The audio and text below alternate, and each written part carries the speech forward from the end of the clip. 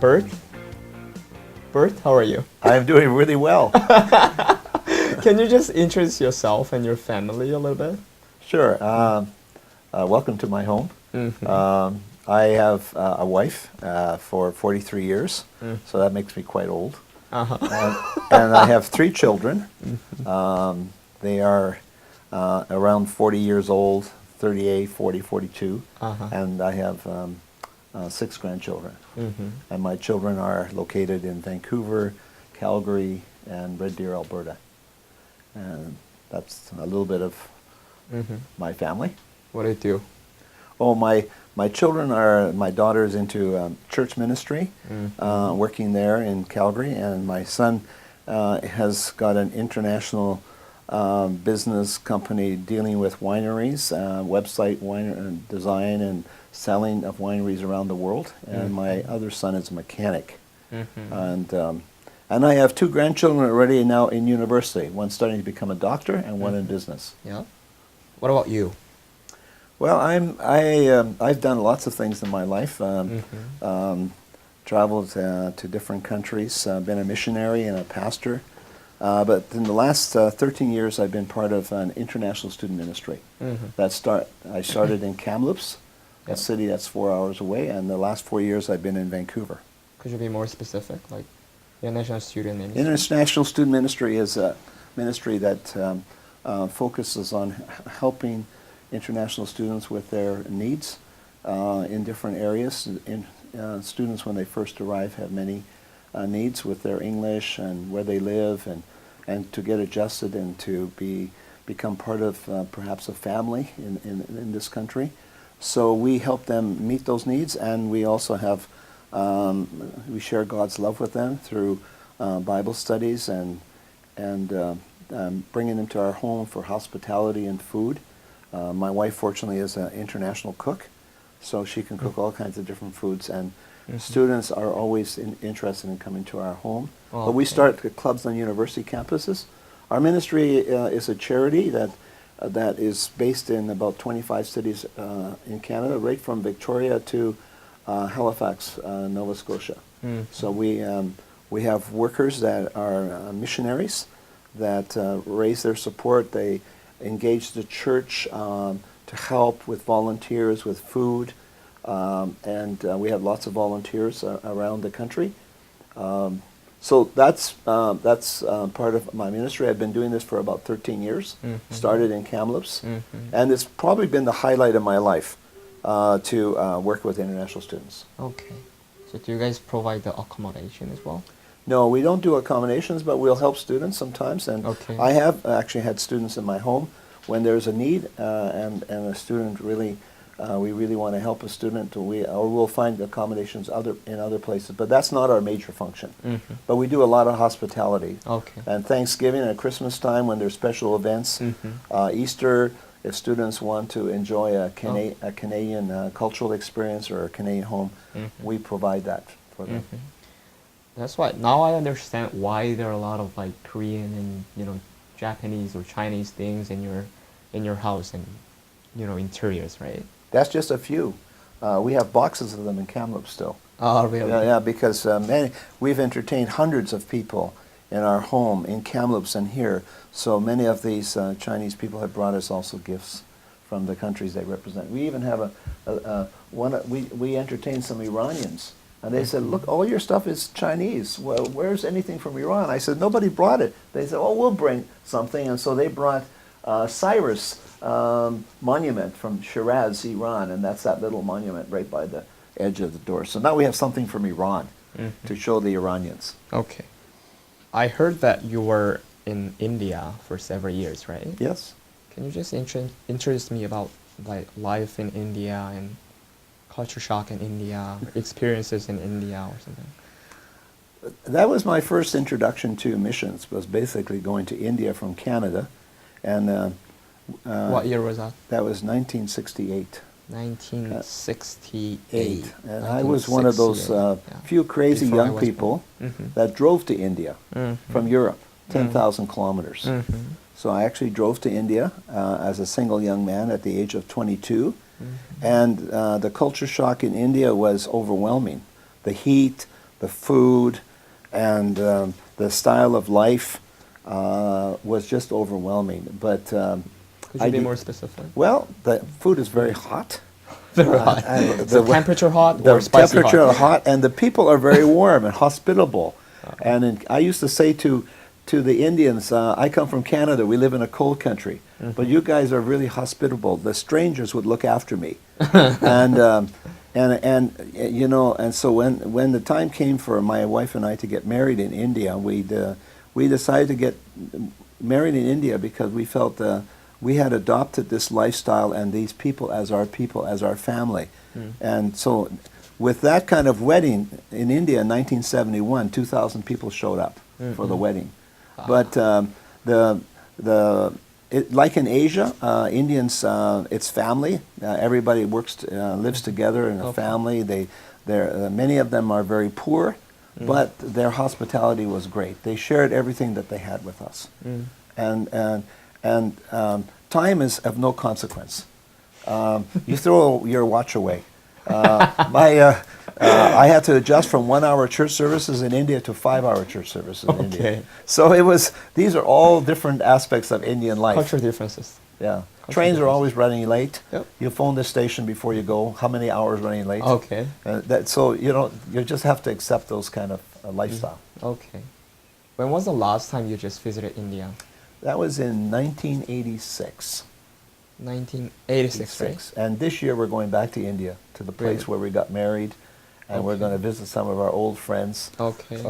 And we're going to do some teaching in a Bible school in Northeast India. So it's going to be great because it's been many years since we've seen our friends in India. India is emerging as a really potential country in the 21st century because they're really good at IT and technology. Right. That's right. And math and science and everything. Right. That's right. And second thing is a lot of professionals and people say that the Indian population is going to be bigger and larger than China in the near future, right?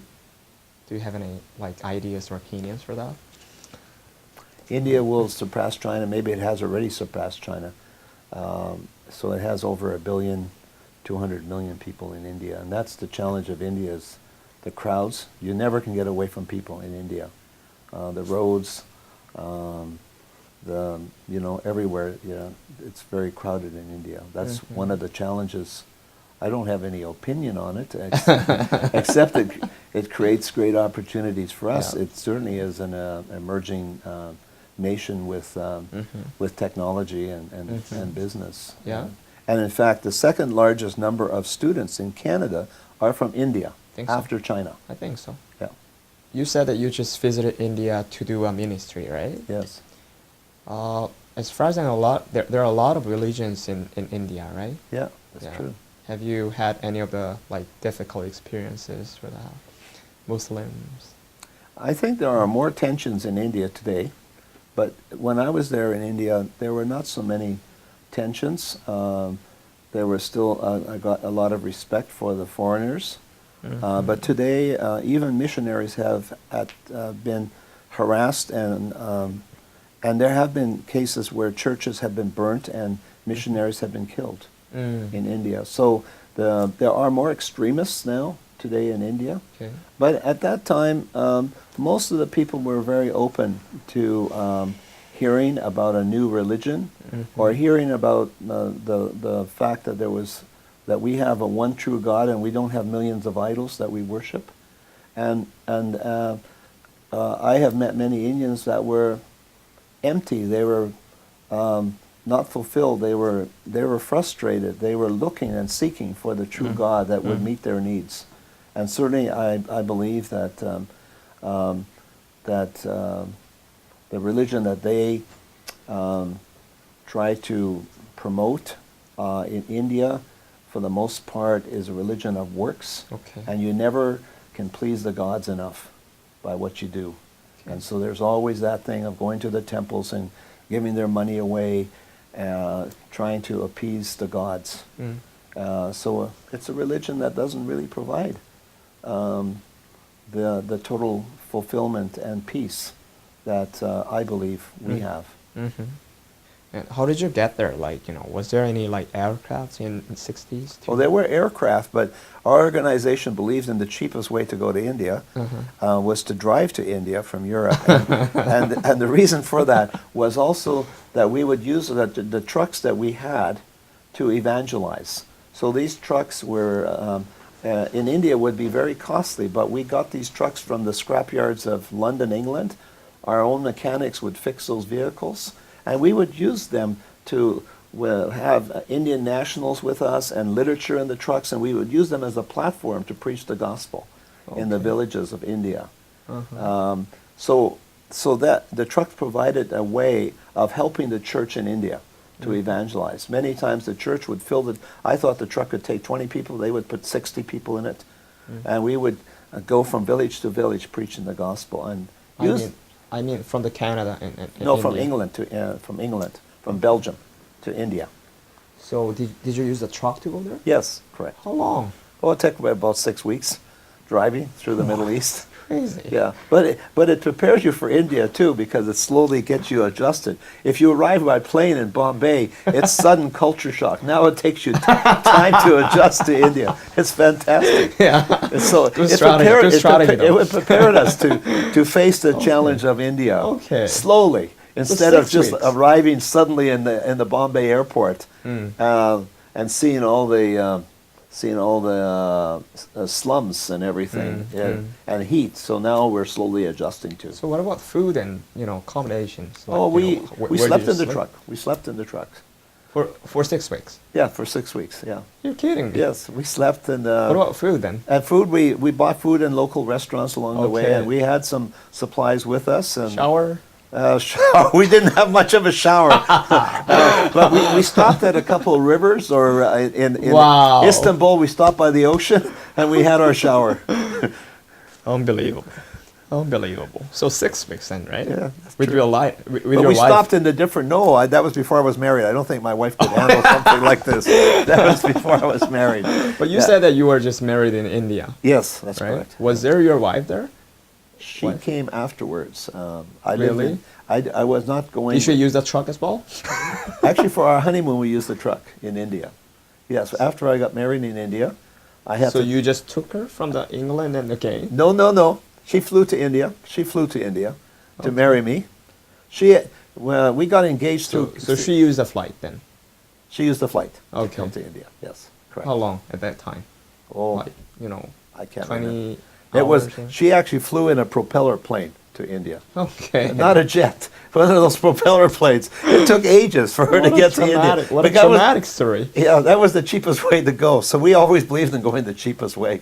Okay. As far as I heard that there was a small or a large miracle about this house, right? Can you just tell me and share the stories a little bit? Yeah, we lived in Kamloops and we started our ministry in Kamloops with international students in 2001. And after 8 or 9 years, I trained someone to take my place, another pastor who is now the director in Kamloops. Okay. So Kamloops is a city that's much cheaper than Vancouver, and I had no idea how we could live in Vancouver. I prayed that we would come to Vancouver. My 2 children were close by, and in Vancouver there was not much going on with international students. And Vancouver was growing with international students.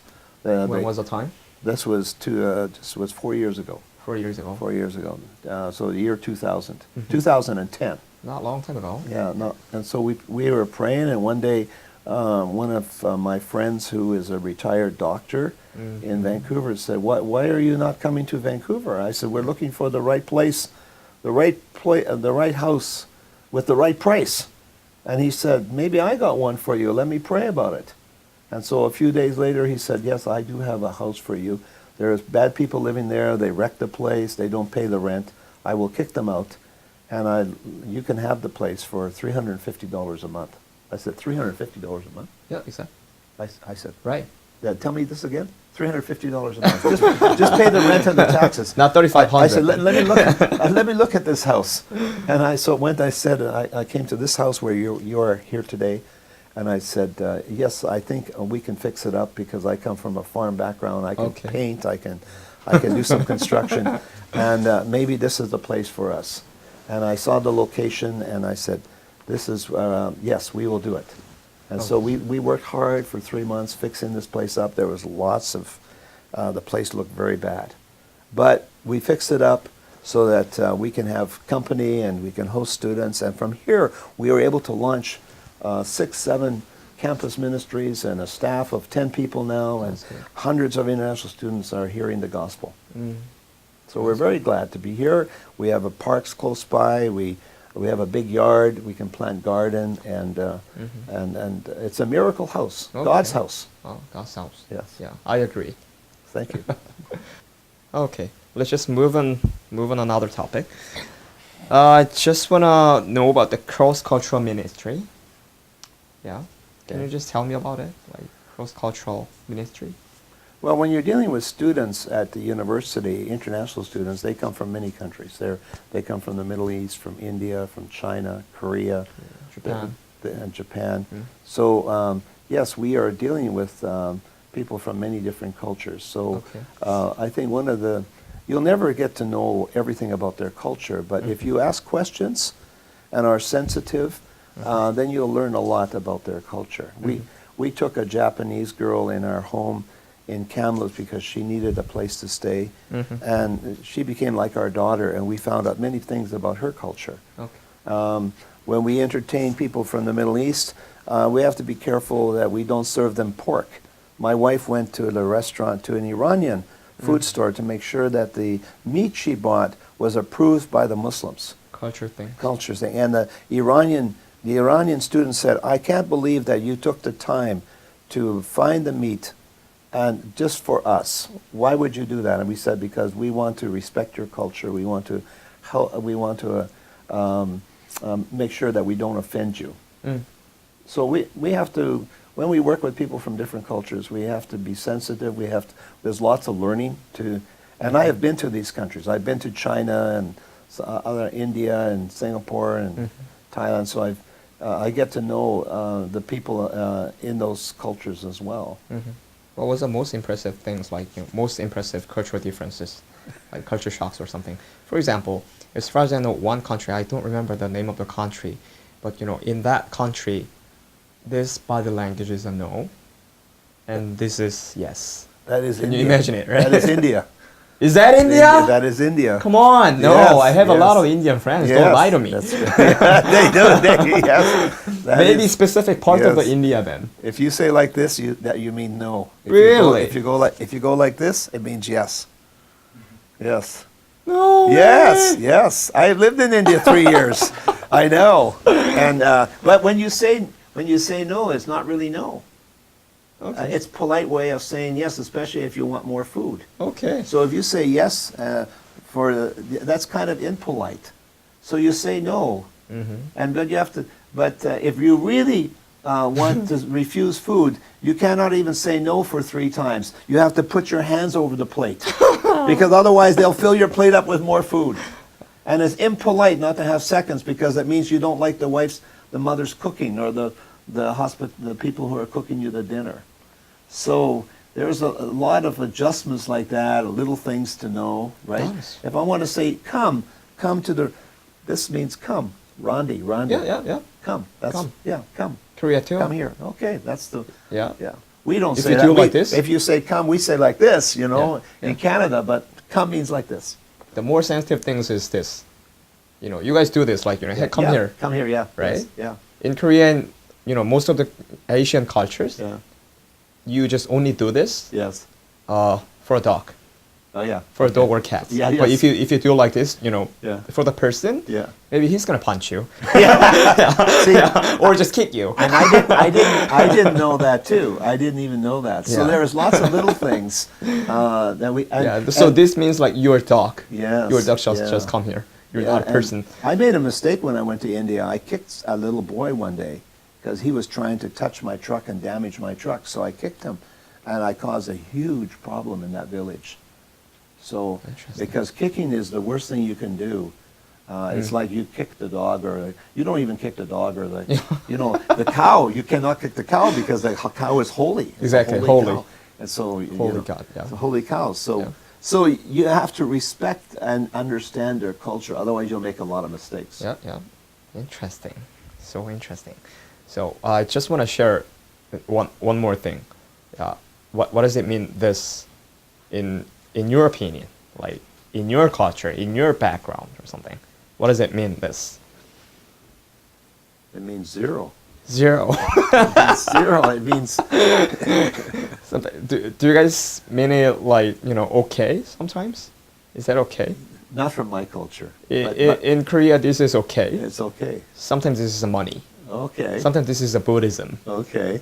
I think when students come here, though, they realize this is a very multicultural country. So, so there'll be many different types of ways of expressing ourselves, and I think people learn that quite quickly. Yeah. Right. When I was here, yeah, in India, you also eat with your hand. Yeah, I know. Only with your right hand. Yeah, I think so. Right. Because the left hand is you just using the bathroom. That's right.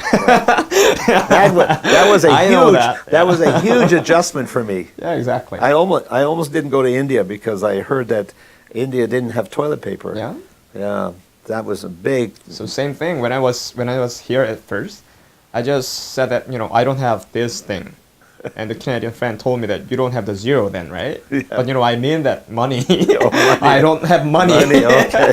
Okay. You know what I mean, right? Yeah. Yeah. Well, Culture thing, learning yes. culture. It's really interesting. I know. Yeah. And to me, working with students, you learn a lot of things about Exactly. their culture, their family, and so on. Exactly. Yes. God made everything.